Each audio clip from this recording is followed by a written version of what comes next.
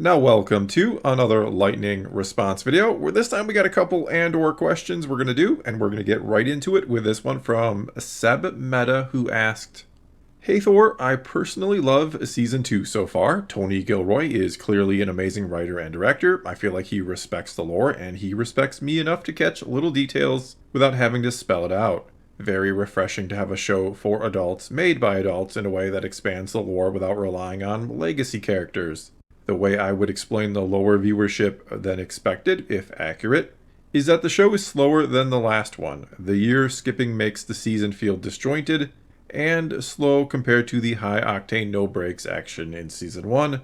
So I think the standard fans would find the season more boring. Really wish that Gilroy's vision of doing 4 seasons had played out. Regardless, we are all very lucky that we got such a quality show set in our beloved Star Wars universe. And I do think that having the year-long gaps between the story arcs, or the blocks as Tony Gilroy calls them, has maybe not taken something away from the season compared to the first, or made it worse, or anything quite like that, but it has made it different. The first season did have that sort of chain reaction feeling, where each arc or each episode, each character action or decision had direct implications to what was going to happen next, and I mean immediately next, not 1 year later. Because you do have that same sort of thing going on in Season 2, right? The actions or choices we see in the first arc do have repercussions in the second, and I'm sure will have repercussions in the third and fourth. But it does feel less direct, so it does feel less like, okay, I did this, so this is immediately going to happen to me next, like, say, happens in Season 1. Again, I'm not saying it's bad or anything, it's just different than the first season. It is a fact of the matter that we're taking 4 seasons, we are condensing them into 1 season, and we're breaking them up into 3-episode story arcs. And that, of course, is going to change everything. You gotta go with a different format. So I'm fine with that. I think I am surprised at the possibly lower viewership. We don't have a lot of numbers yet. We've got some new ones that say it was in the top 10 this week in Samba. I think it was number 4, according to Samba, or Illuminate, one of those two. And so I think it could potentially still do pretty good when it comes to ratings. We'll see when it is all said and done. But I do think one of the reasons why some people are not watching Andor that would generally watch it or normally watch Star Wars is because, again, we have this weird thing where a lot of people don't think this is Star Wars or what it should be. And even though I know some people, or have heard from some people, had discussions with some people about Andor Season 1 and 2, they'll say it just isn't what they want out of Star Wars, and for some reason that then makes it bad. That is where I'm having this kind of disconnect with some people who don't like Andor Season 2. They'll tell me or say, yeah, I think it's good for what it is, but that's not what I want out of Star Wars. I mean, I guess that sort of makes sense. The best way I could think about it, or try to put it, to use a stupid analogy as I like to do, is it's like you go to this restaurant because you love their pizza. They are known for pizza. That is what they do. That's why everybody goes there. It makes spectacular pizza. And then suddenly one day they decide we're going to do chicken too. And even though the chicken is fantastic, there are people who are like, I don't go there for the chicken. I want pizza from this place. I only want pizza from this place. Stop doing chicken when you're so good at pizza. And again, it sounds stupid, but I think there are some people who have it stuck in their head, for better or worse. And hey, you can like Star Wars for whatever reason you like, as I always say. But I really feel like there are some people out there who just think Star Wars has to be put in this little box. And maybe once upon a time I was kind of like that. I've said before, I'm kind of changing my own mind and opinion about what Star Wars is or could be. But I really think they see Star Wars as this certain thing, and usually it is for kids. That's usually the mindset. It has to have this very family-friendly approach, and if it is lacking that in any way, shape, or form, even though when you step back and look at Star Wars, there are plenty of more adult themes and just adult content, I guess you could say, within it, it is not the most kid-friendly thing ever when you really think about it. But even though it isn't, even though they like it or think it's good, they just can't get their mind around that Star Wars should or could be this as well. For me, that just might be the biggest stumbling block of the show. And not just with fans. I've talked to people, or tried, everybody I talk to, honestly, I tell them to watch Andor. And, they'll ask, what is it like? What is it about? And I'll try to explain it to them. And you do get that sense that, oh, that doesn't sound like Star Wars, so why should I watch it? And it's like they're going to Star Wars for pizza, and now Star Wars is trying to sell chicken. And they're like, I just don't want Star Wars chicken. And I know that sounds stupid, both the analogy and the people who think that way, perhaps, but I think that's a lot to do with the challenges Andor is having. The idea that, yes, Star Wars can sell chicken too.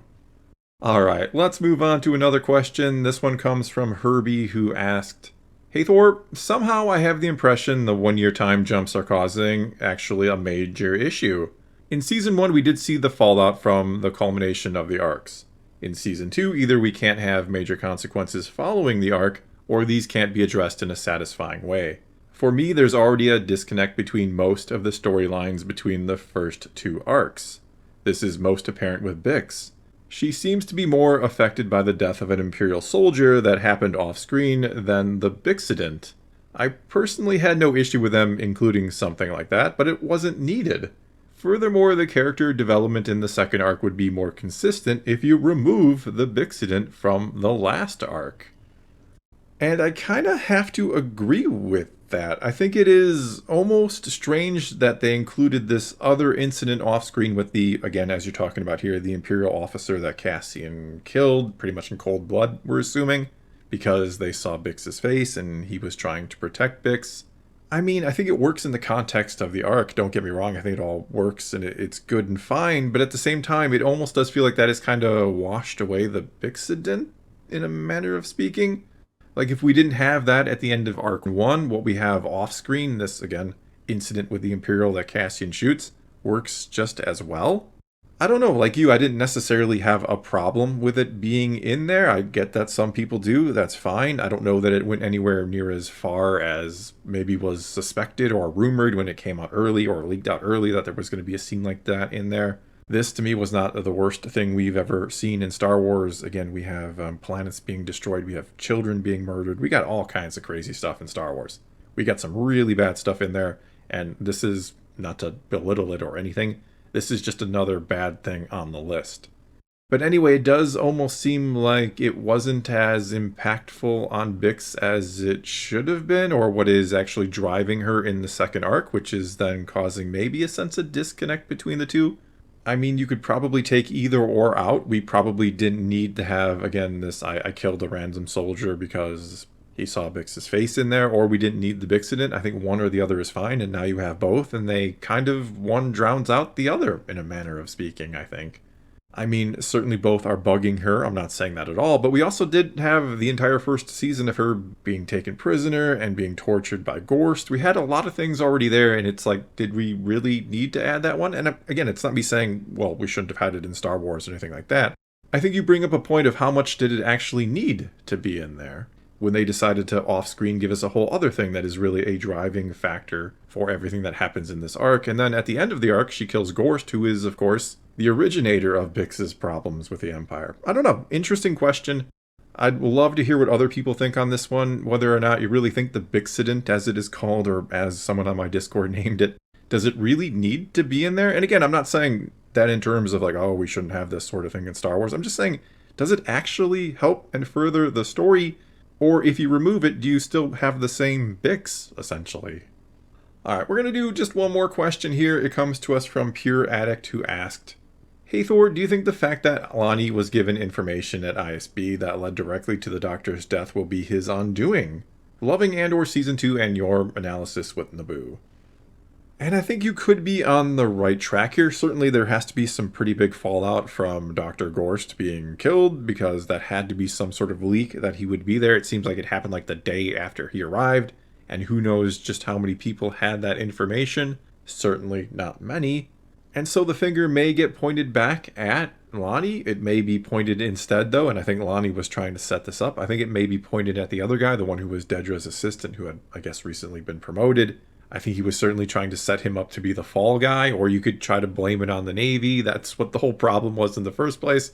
That's why Partygaz wanted them on this, because they figured the Navy would botch it, and so they might try to blame it on them. But it could all come back to Lonnie. This could be the downfall of him, or the beginning of the downfall, because I do think he is going to be exposed at some point. He is no doubt going to be tortured, and they're going to try to get his contact and everything, which is maybe how Luthen eventually falls, because I do think Luthen will also fall. I've said it before, I think many of these characters are going to have a pretty grim ending. But certainly this could all fall back on Lonnie. I think there's a really good chance, though I do think he is still one step ahead here. I think Lonnie is still one step ahead, and that the other guy takes the fall for all of this. But something something eventually is going to trip up Lonnie and be his downfall. Alright, that is going to be all I got for you this time. Now it is your turn. Take to the comments below and tell me what you think about anything and everything I had to say here, including my stupid food analogy with Andor. What do you think? Do you agree? Do some people just not think this should be Star Wars, even though they understand maybe it's good? It's just not what they want out of Star Wars? Or, of course, you can always ask a question for a future lightning response video. You just start your comment off with, "Hey Thor," ask your question. I try to answer it. Whatever the case may be, though, leave a comment below. Let's talk some Star Wars. And until next time, thanks for watching.